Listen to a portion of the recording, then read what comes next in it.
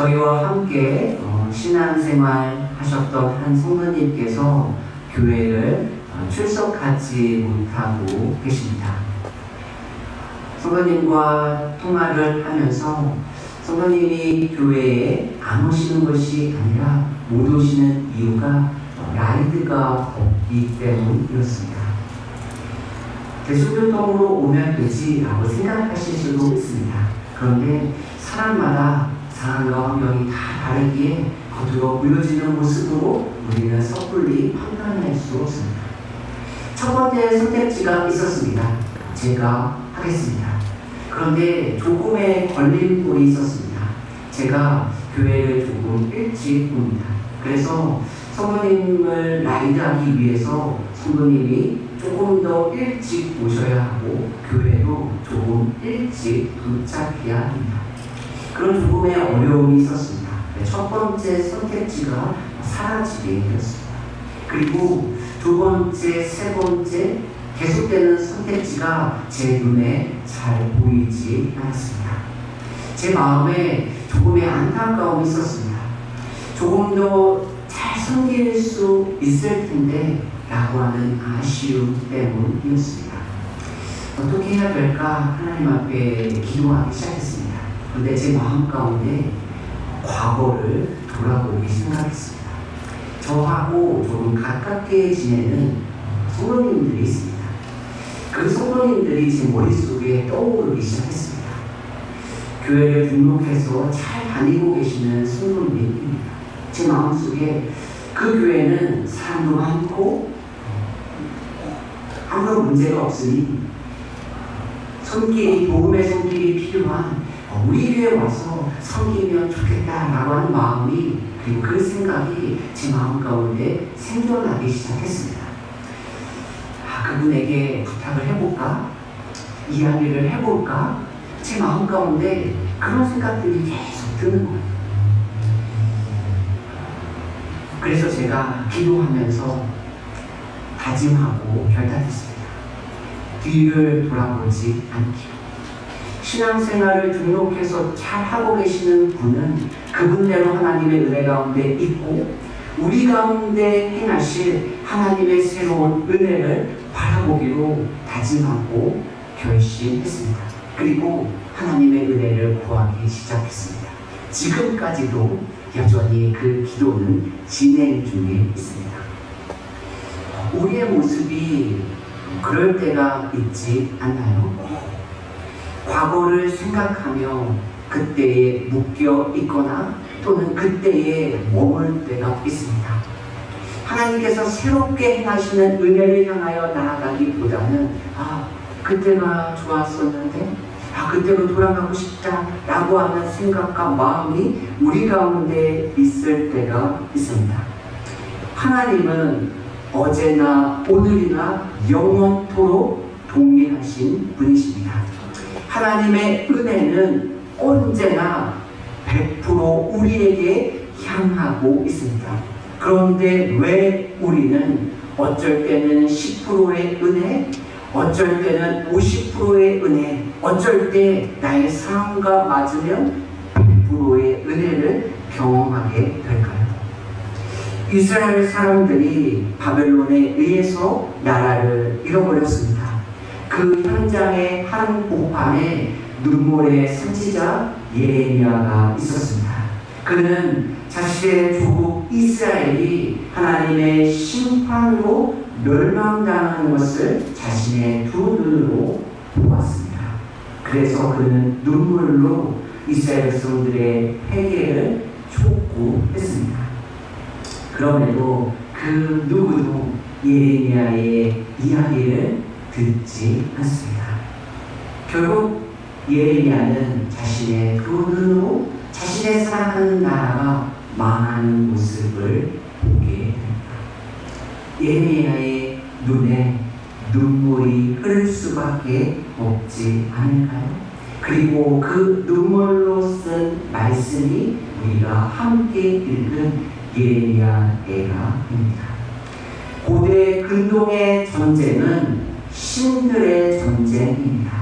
우리가 지난주에 다윗과 골리앗을 통하여 눈에 보이는 전쟁 이면에 신들의 전쟁이 있음을 함께 살펴보았습니다. 따라서 단순히 바벨론이 이스라엘 백성을 함락하고 점령한 것은 국력의 문제가 아닙니다. 바벨론 사람들이 믿고 있는 거짓 신이 참된 하나님을 이겼음을 사람들의 눈으로 볼 수 있게 하는 사건입니다. 그렇기에 예레미야의 마음에 눈물이 더욱더 가득 찰 수밖에 없었습니다. 이 상황 가운데 예레미야는 이렇게 고백합니다. 19절입니다. 내 고초와 재난 곧 쑥과 담즙을 기억하소서. 예레미야는 자신이 겪고 있는 그 고통을 쑥과 담즙으로 설명하고 있습니다. 쑥과 담즙의 공통점은 쓰다라는 사실에 있습니다. 담즙은 우리가 먹은 음식을 소화에 돕는 소화효소입니다. 가끔씩 담즙이 식도를 통하여 역류해서 우리의 입 안으로 올라올 때가 있습니다. 그때 우리의 반응이 어떠나요? 우리도 모르게 미간에 인상을 쓰며 참 쓰다라고 하는 표정을 짓게 됩니다. 예레미야는 쓴 쑥, 쓴 담즙, 우리가 미각으로 느낄 수 있는 두 단어를 통하여 자신의 삶이, 자신의 마음이 쓰고 괴로움을 토로하고 있습니다. 우리의 삶이 예레미야와 같이 쓴맛을 보는 상황 가운데 있을 때가 있습니다. 그때 우리의 삶은 두 가지 모습으로 나타날 수 있습니다. 첫 번째입니다. 과거를 기억하며 머물러 있는 삶입니다. 20절입니다. 내 마음이 그것을 기억하고 내가 낙심이 되었다. 예레미야가 낙심하고 있는 이유가 무엇입니까? 하나님께서 이스라엘 백성들의 죄를 심판하셨습니다. 예레미야는 그 과거에 자신의 생각과 마음이 머물러 있습니다.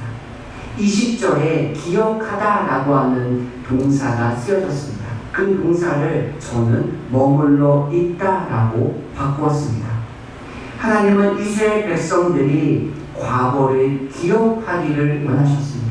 그러나 이스라엘 백성들이 과거에 묶여 있거나 과거에 머물러 있는 것을 원하지 않으셨습니다. 머물러 있다와 기억하다라는 것은 과거라고 하는 공통점을 가지고 있습니다. 그럼에도 그 두 단어의 의미는 다릅니다.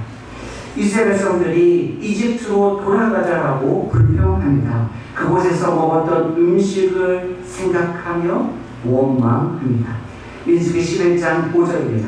우리가 애굽에 있을 때에는 값없이 생선과 오이와 참외와 부추와 파와 마늘들을 먹은 것이 생각나거늘. 이스라엘 백성들이 가나안을 정탐하고 온 여호수아와 갈렙의 이야기를 듣습니다. 그리고 원망하기 시작합니다. 민수기 14장 3절입니다. 어찌하여 여호와가 우리를 그 땅으로 인도하여 칼에 쓰러지게 하려 하는가? 우리 처자가 사로잡히니 애국으로 돌아가는 것이 낫지 아니하냐. 무슨 의미입니까? 이스라엘 백성들은 더 이상 종이 아닙니다. 그럼에도 불구하고 그들은 과거의 향수에 젖어 과거에 묶여 있으며 과거에 머물고 싶어 합니다. 하나님은 동일한 사건을 가리키며 과거에 묶여 있는 것이 아니라 과거를 기억하라고 말씀하십니다. 신명기 5장 15절입니다. 너는 기억하라. 내가 애굽 땅에서 종이 되었더니 내 하나님 여호와가 강한 손과 편 팔로 거기서 너를 인도하여 내었나니 그러므로 내 하나님 여호와가 내게 명령하여 안식일을 지키라 하는다. 신명기 16장 12절입니다. 너는 애굽에서 종되었던 것을 기억하고 이 규례를 지켜 행할지니라. 하나님은 너희가 이집트에서 종으로 살았던 그 시간을 기억하라고 말씀하고 있습니다. 그리고 하나님께서 그 삶의 현장에서 어떻게 은혜를 베푸셨는지 마음에 새기라고 말씀하고 있습니다.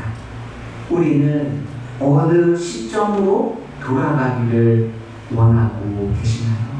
우리는 과거의 어느 시점에 머물러 있습니까? 그리고 우리 교회는 어떤 상처와 어떤 아픔에 묶여 있나요?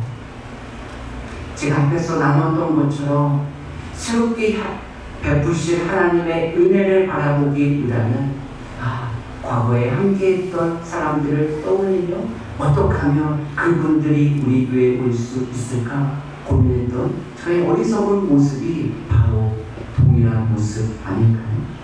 예레미야는 낙심 가운데 있었습니다. 그런데 예레미야의 마음이 소망으로 바뀌기 시작합니다.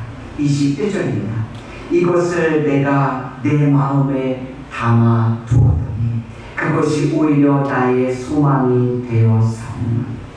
예레미야가 과거에 머물지 않고 과거에 묶여있지 않고 다시 무언가를 생각해내기 시작합니다. 그리고 예레미야의 그 기억은 자신의 마음에 담고 하나님의 소망으로 나아가게 합니다. 그리고 그는 절망을 넘어 하나님이 베푸실 새로운 은혜를 바라보게 됩니다. 우리가 앞에서 함께 살펴보았던 말씀을 볼까요? 신명기 5장 15절입니다. 너는 기억하라. 그리고 마지막에 안식일을 지키라. 신명기 16장 12절입니다. 너는 기억하라. 마지막에 지켜 행할지니라. 하나님께서 베푸신 은혜를 기억하는 것은 단순히 머릿속으로 그때 하나님이 은혜를 베푸셨지 그 사실을 떠올리는 것에 멈추고 있지 않습니다. 신명기 5장 12절, 신명기 16장 12절에서 기억하라 라고 말씀하시며 너는 안식일을 지키라. 너는 종되었던 것을 기억하라. 그리고 이 규례를 지키라 라고 말씀하고 있습니다. 무슨 의미입니까? 하나님의 과거의 은혜를 기억하는 것은 새로운 은혜를 향하여 나아가게 하는 힘을 가지고 있습니다. 예레미야가 어디로 나아가게 됩니까? 22절입니다. 여호와의 인자와 긍휼이 무궁하심으로 우리가 진멸되지 아니함입니다. 예레미야는 하나님의 인자와 긍휼을 바라봅니다. 인자는 하나님의 변하지 않는 사랑입니다. 긍휼은 어머니의 자궁이라고 하는 단어와 어원이 같습니다. 태 속에 있는 배아가 어머니의 자궁에서 어머니의 사랑으로 잘 자라게 됩니다. 마찬가지로 하나님께서 우리를 그분의 사랑으로 지키시고 보호하심을 나타내고 있습니다. 우리가 하나님의 심판으로 인해 절망 가운데 있습니다. 그럼에도 하나님의 인자와 긍휼은 끝이 없습니다. 그래서 우리가 진멸하지 않고 존재할 수 있습니다. 이것이 예레미야의 소망의 고백이었습니다. 그런데 이 긍휼과 자비가 주어지는 시간이 있습니다. 언제입니까? 23절입니다. 이것들이 아침마다 새로우니 주의 성실하심이 크시 도소이다. 그 시간이 언제입니까? 아침마다입니다. 하나님께서 우리에게 매일 주님의 긍휼과 자비를 베풀어 주십니다. 우리는 과거의 은혜로 오늘을 살아가지 않습니다. 우리는 오늘의 은혜로 내일을 살아가지도 않습니다. 우리는 오늘의 은혜로 오늘을 살아갑니다. 그리고 내일 주시는 내일의 은혜로 내일을 또 살아가게 됩니다. 예수님은 먹을 것과 마실 것 그리고 입을 것을 걱정하지 말라고 말씀하셨습니다. 그리고 결론으로 이렇게 말씀하십니다. 마태복음 6장 34절입니다. 그러므로 내일을 위하여 염려하지 말라. 내일은 내일이 염려할 것이요 한날의 괴로움은 그날로 족한다. 아직 오지 않은 내일을 생각하며 염려와 걱정을 하지 말라고 예수님은 말씀하고 있습니다. 무슨 의미입니까? 아직 오지 않는 내일은 저와 여러분들의 것이 아닙니다. 하나님 우리의 눈앞에 있는 여러 가지 일들 때문에 오늘 베풀어 주시는 은혜를 놓치는 것을 원하지 않습니다. 우리는 매일 새롭게 주시는 은혜를 경험하며 오늘 하루도 소망 가운데 보내야 할 줄로 믿습니다. 우리는 한 달이라고 하는 시간을 하루, 한 주 나눌 수 있습니다. 그리고 우리는 1년이라고 하는 시간을 세 달로 나누어서 1분기, 2분기, 3분기, 4분기로 나눌 수 있습니다. 조금 크게는 6개월로 나눠서 반년으로 나눌 수도 있습니다. 한번 생각해 보기 원합니다. 왜 하나님께서 계속 흘러가는 시간을 이렇게 구분해 놓으셨을까요? 하루라고 하는 시간, 한 주라고 하는 시간, 한 달이라고 하는 시간, 한 분기라고 하는 시간, 반년이라고 하는 시간, 그리고 1년이라고 하는 시간으로 나누어 놓으셨을까요? 어제의 연약함, 어제의 부족함에 머물러 있지 말고 오늘 주시는 그 은혜를 맛보기를 원하시는 것 아닐까요? 한 주간의 연약함에 머물러 있지 말고 새롭게 주시는 또 한 주간의 삶을 소망 가운데 바라보기를 원하고 있지 않으실까요? 이것이 두 번째 반응, 오늘 주시는 하나님의 은혜를 누리며 살아가는 삶입니다.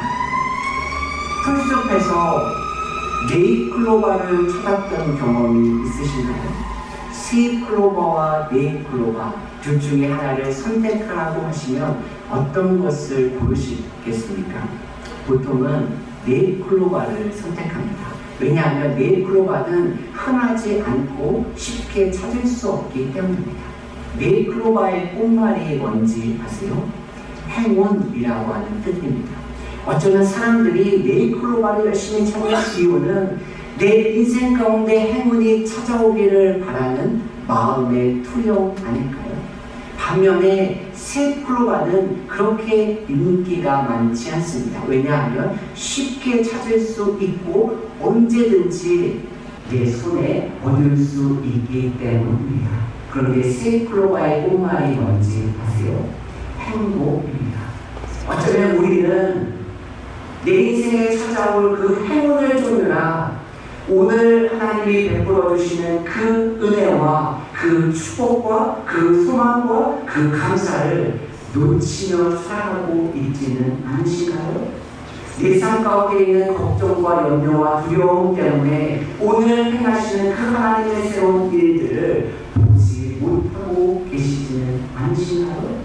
그래서 우리의 연약함으로 과거를 회상하며 그곳에 묶여 있으며 그곳에 머물고 싶어지는 않으신가요? 한 번뿐인 인생입니다. 한 번 지나갈 시간은 다시 되돌아오지 않습니다. 과거에 묶여 있으시겠습니까? 과거에 만족하며 거기에 머물러 계시겠습니까? 아니면 하나님이 베푸시는 매일의 새로운 은혜, 그것을 사모하며 은혜 가운데 나아가시겠습니까?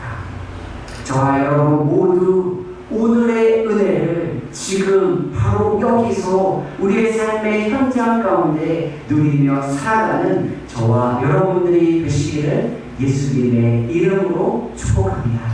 아멘.